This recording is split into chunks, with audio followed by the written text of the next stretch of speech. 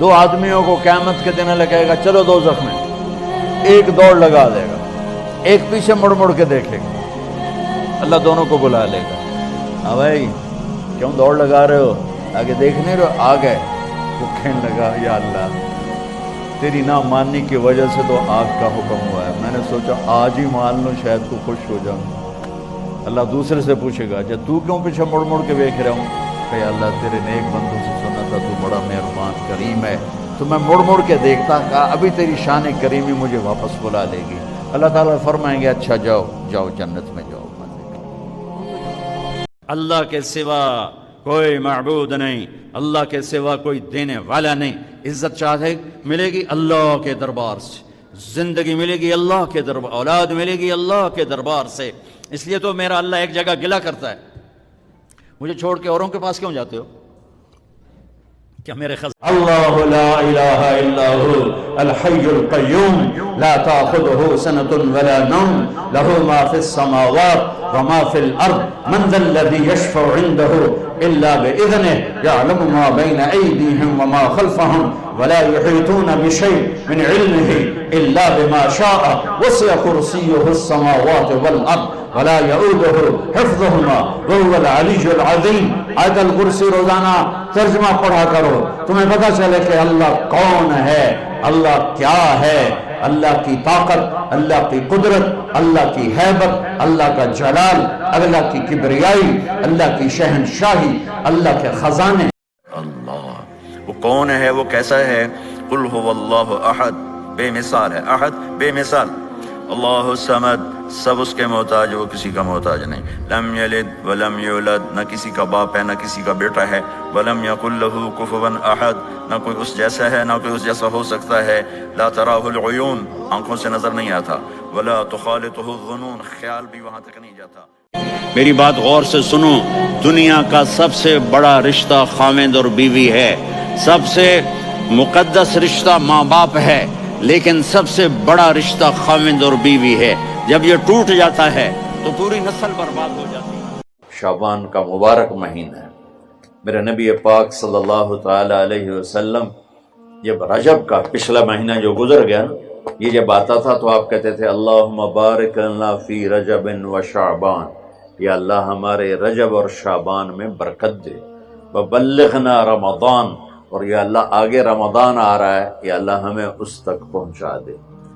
اور آپ شعبان میں سب سے زیادہ روزے رکھتے تھے، کبھی کبھی پورا مہینہ شعبان کے روزے آپ رکھتے تھے۔ اور 15 شعبان جو بہت مبارک رات ہے، اس میں آپ نے فرمایا اس کا قیام، رات کی تہجد اور دن کا روزہ، یہ اللہ تعالیٰ کی بارگاہ میں بہت محبوب ہے۔ اللہ سے مانگ لو اس رمضان میں کہ یا اللہ ایسی توفیق دے کہ موت تک نماز نہ چھوٹے۔ میرے اللہ تیری طرف سے یہ ایک امر آیا ہے اور پوری دنیا خائف ہے، میرے مالک اسے تیرے علاوہ کوئی ہٹا نہیں سکتا، نہ اس کی کوئی دوا ہے نہ اس کا کوئی علاج ہے۔ اے مالک ذوالجلال والاکرام اسے اپنے فضل سے دور فرما دے، چاہے کوئی غیر مسلموں کا دیس ہے یا مسلمانوں کا دیس ہے۔ اس وبا کو واپس لے، اس بیماری کو واپس لے، اس بیماری کو واپس لے، اس کا تو علاج میں کوئی میرے بات اپنا کرف اپنے حبیب کے ناصروں کے طفل میرے دیس کی حفاظت فرما، تمام اسلامی ممالک کی حفاظت فرما، تمام غیر اسلامی ممالک وہ تیرے بندے ہیں میرے مالک، غیر مسلم ہیں لیکن تیرے بندے ہیں، ان کی بھی حفاظت فرما۔ میرے یہاں بیٹھنے پر میرے اللہ کا قبضہ ہے، تمہارے کھچ کے آنے پر اللہ کا قبضہ ہے، آسمان کی چھت میرے اللہ کے قبضے میں ہے، زمین کا فرش میرے اللہ کے قبضے میں ہے، ہواؤں کے جھونکے میرے اللہ کے قبضے میں ہے۔ قرآن نے خوبصورت مثال دی ہے، میرے بندو ایک چھوٹی سی مثال دیتا ہوں، میرے سوا جتنی دنیا کے انسان ہیں ان سے کہو ایک مکھی بنا کے دکھائیں، جو تمہیں مکھی بنا کے دے دے بے شک اس کے آگے بھی پڑ جانا اور اس کے بھی پاؤں میں پڑ جانا اور اس کو بھی معبود بنا لینا۔ اور اگر ساری کائنات کے انسان انبیاء، شہداء، اولیاء، صدیقین، واعظین، ناصحین، سائنسدان ایک مکھی تو کیا مکھی کا پر نہیں بنا سکتے، تو پھر مجھے چھوڑ کے کیوں بھاگتے ہو؟ کبھی عرش پر، کبھی فرش پر، کبھی ان کے در، کبھی در بدر، غم عاشقی تیرا شکریہ میں کہاں کہاں سے گزر گیا، کبھی راستوں میں تنہا، کبھی ہوں ورود صحرا، میں جنوں کا ہم سفر ہوں، میرا کوئی اللہ کے سوا کوئی معبود نہیں، اللہ کے سوا کوئی دینے والا نہیں۔ عزت چاہے ملے گی اللہ کے دربار سے، زندگی ملے گی اللہ کے دربار، اولاد ملے گی اللہ کے دربار سے۔ اس لیے تو میرا اللہ ایک جگہ گلہ کرتا ہے، مجھے چھوڑ کے اوروں کے پاس کیوں جاتے ہو؟ نماز دینے کے لیے معراج پہ بلایا، ساتوں آسمان پار کر کے۔ پہلے آسمان پر جب آپ پہنچے تو آدم علیہ السلام پھولوں کے ہار، دوسرے آسمان پر پہنچے تو یحییٰ، زکریا، عیسیٰ، ویلکم، استقبالیہ جماعت۔ تیسرے آسمان پر پہنچے تو یوسف علیہ السلام، چوتھے آسمان پر گئے تو ادریس علیہ السلام، پانچویں آسمان پر گئے تو ہارون علیہ السلام، چھٹے آسمان پر گئے تو موسیٰ علیہ السلام، ساتویں آسمان پر پہنچے تو ابراہیم علیہ السلام، وہاں سے آگے گئے تو سدرۃ المنتہا، کائنات کا border, and of the universe. وہاں جا کے جبریل کہنے لگے یا رسول اللہ اس سے آگے میں اتنا بھی گیا تو جل کے راکھ ہو جاؤں گا، اتنا بھی اوپر گیا یعنی میرے پاس آگے ویزا کوئی نہیں، آپ جائیں، آپ کا رب آپ کو لے جائے۔ آگے آپ کیسے گئے وہ اللہ جانتا ہے یا اللہ کا رب یا اللہ کا نبی جانتا ہے۔ تو اس کے بعد آپ نے اوپر کا سفر شروع کیا، آپ نے نبی کی زندگی پڑھو اللہ کے واسطے کہ آپ نے گھر کیسے چلائے، کھانے کو کچھ نہیں اور بیویاں خوش ہیں، سلوک تھا نا، کھانے کو کچھ نہیں ہے، 2 مہینے چولہا نہیں جلتا ہے، لیکن بیویوں کو ایسی محبت تھی کہ وہ قربان ہوتی جا رہی، اور یہ سب کچھ دے کر گھروں میں آگ ہے، اس لیے کہ بول ٹھیک نہیں، نہ خامد کا بول ٹھیک ہے نہ بیوی کا بول ٹھیک ہے۔ اور عام طور پر زیادتی چونکہ مردوں کی طرف سے ہوتی، کبھی عورتوں کی طرف سے بھی ہوتی، میں تو دونوں کے لیے بات کر رہا ہوں۔ اس زبان کو میٹھا کرنا سیکھ لو، اگر اپنے گھروں کو چین سے، سکھ سے بھرنا چاہتے ہو تو چیزوں سے نہیں آئے گا، تمہارے سلوک سے، بیہیویئر سے آئے گا۔ اپنے سلوک اچھے کرو، اپنے رویے اچھے کرو۔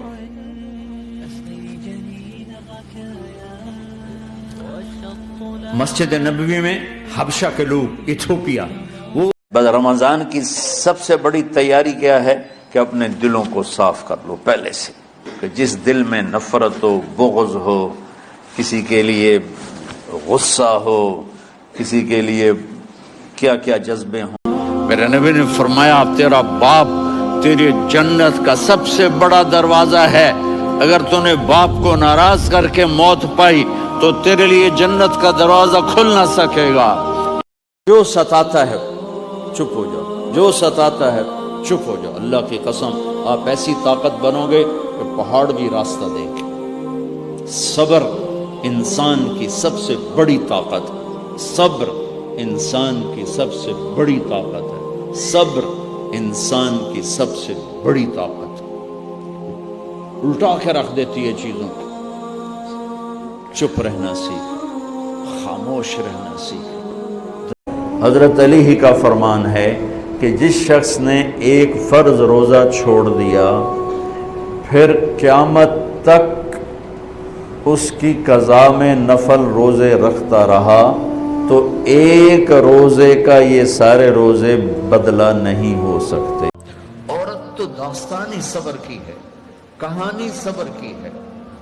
بیٹیوں صبر کرنا سیکھو، اور گالی کا جواب گالی سے نہ دو، تانے کا جواب تانے سے نہ دو، مسکرا کے جواب دو۔ رب ذوالجلال کی قسم حقیقت، فرشتے بھی تمہارے قدم چومیں گے۔ اختلاف بھی ہوتا ہے لیکن ادب کے ساتھ ہوتا ہے، لیکن ہمارا جس سے اختلاف ہوتا اس کو گالیاں دینے لگ جاتا۔ یہ کیا علم تم نے سیکھا، یہ کیا تمہاری دینداری ہے؟ جس کی زبان قابو میں نہیں وہ تو انسان ہی نہیں ہے۔ گالی کا جواب گالی ہوتا ہے؟ میرے نبی نے کبھی گالی دی کسی کو؟ انہو لساحر کذاب، آپ نے جواب دیا؟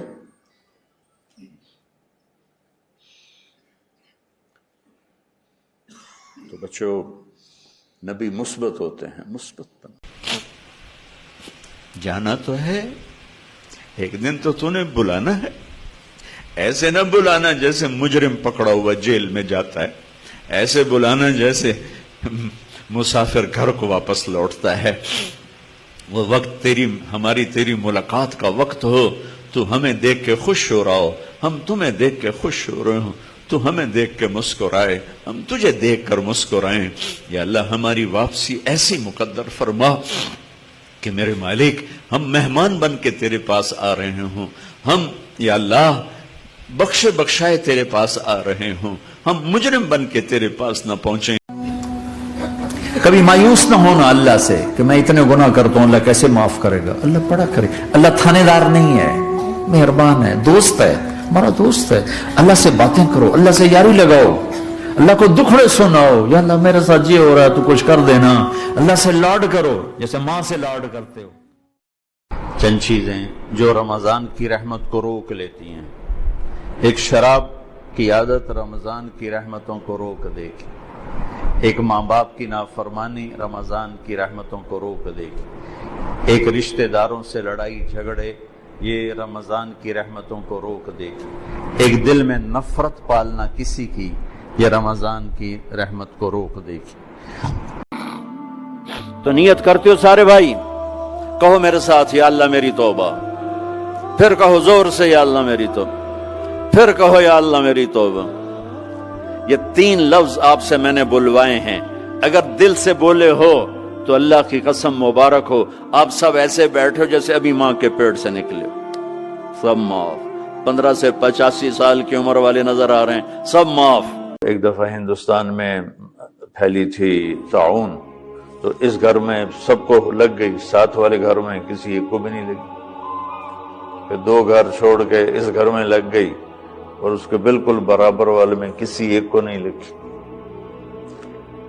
تو یہ میں ریکارڈ کرا رہا ہوں پورے اپنے سامعین جو سنیں گے ان کی تسلی کے لیے کہ ہمارا تو لا الہ الا اللہ پر ایمان ہے کہ ما شاء اللہ کان۔ میرے نبی دنیا میں تشریف لائے، سبحان اللہ، کس انداز سے آئے کہ پیدا ہوئے، پیدا ہونے کی شان یہ تھی کہ ختنہ ماں کے پیٹ سے ہوا پڑا تھا، پیدا ہونے کی شان یہ تھی کہ ناف اور آنت کٹی ہوئی تھی ماں کے پیٹ سے، پیدا ہونے کی شان یہ تھی کہ آپ باہر نکلے تو خوشبو پھیل گئی، گندگی کوئی نہیں باہر ہے، خوشبو پھیلی، نور پھیلا اور مہک گیا پورا کمرہ۔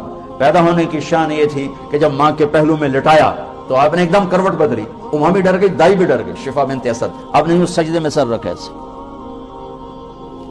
فل سجدہ، گھٹنے اٹھا کے ہاتھ رکھ کے، یعنی اوندھے نہیں ہوئے، سجدے میں گئے، سجدے لمبا سجدہ کیا، لمبے سجدے کے بعد یہاں اس ہاتھ پہ زور اور یوں چھاتی اٹھائی اور اس ہاتھ کو اوپر کر کے انگلی ایسے کی تو نور ہی نور چاروں طرف پھیل گیا، اور پھر آپ گرے اور معصوم بچہ آتے ہی سجدہ لے کر آئے، امت کو پیغام دیا کہ سجدے لایا۔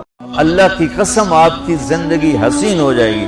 تو دیکھو بچوں، جو صبر کرنے اور برداشت کرنے کا مزہ ہے وہ غصہ نکالنے کا مزہ نہیں ہے، جو سہ جانے کا مزہ ہے، پی جا ایام کی تلخی کو بھی ہنس کے ناصر، غم کو سہنے میں بھی قدرت نے مزہ رکھا ہے۔ اللہ کے سوا کوئی معبود نہیں، اللہ کے سوا کوئی دینے والا نہیں۔ عزت چاہے ملے گی اللہ کے دربار سے، زندگی ملے گی اللہ کے دربار، اولاد ملے گی اللہ کے دربار سے۔ اس لیے تو میرا اللہ ایک جگہ گلہ کرتا ہے، مجھے چھوڑ کے اوروں کے پاس کیوں جاتے ہو؟ کیا میرے خزانے کم ہو گئے؟ امن خلق السماوات والارض، کس نے زمین آسمان بنائے؟ وانزل لکم من السماء ماء، کس نے پانی کو برسایا؟ فانبتنا به حدائق ذات بہجہ، کون خوبصورت باغات پھل پھول غلے لایا؟ ما کان لکم ان تنبتوا شجرها، ایک درخت پیدا کر کے دکھا دو، ایک پتا پیدا کر کے دکھا دو، ایک تنکا بنا کے دکھا دو، ایک دانہ بنا کے دکھا دو۔ اے الہم